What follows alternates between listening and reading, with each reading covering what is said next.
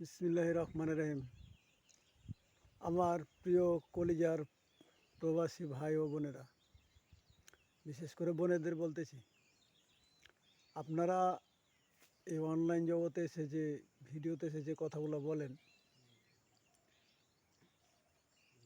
আসলে কত দূর আপনাদের সত্যতা সেটা কি যাচাই করছেন একবার?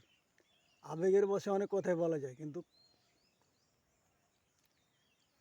একজনকে বলছেন যে মানে একজনের সামনে যদি যেত ভিডিওটা তাহলে বলতেন ভালো লাগতো।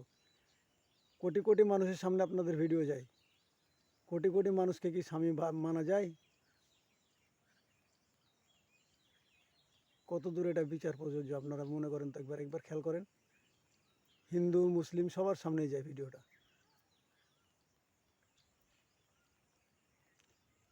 মরণের পর যে একটা জীবন আছে সেখানে জবাব দিবেন কি?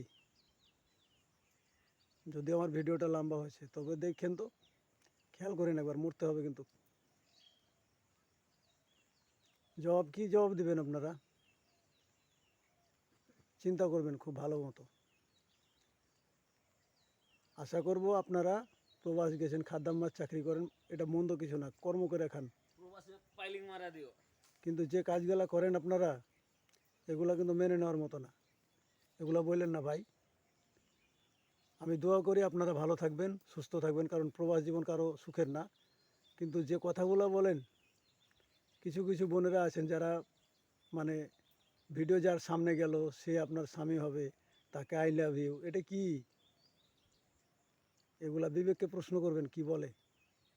আর আমার ভিডিওটা যে ভাইয়ের সামনে যাক, বোনেদের সামনে যাক, আপনারা বেশি বেশি শেয়ার করবেন। যদি ভালো লাগে তাহলে ভিডিও শেয়ার করেন, ভালো না লাগলে শেয়ার করার দরকার নাই।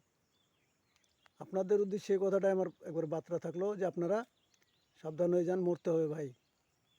মরার পরে কী জব দেবেন? আপনার শখ, এতই শখ আছে বিয়ে করার, সরাসরি নাম পাচ্ছেন, কয়টা বিয়ে বলবেন আপনি? বিয়ে দেওয়া যাবে, সমস্যা নাই।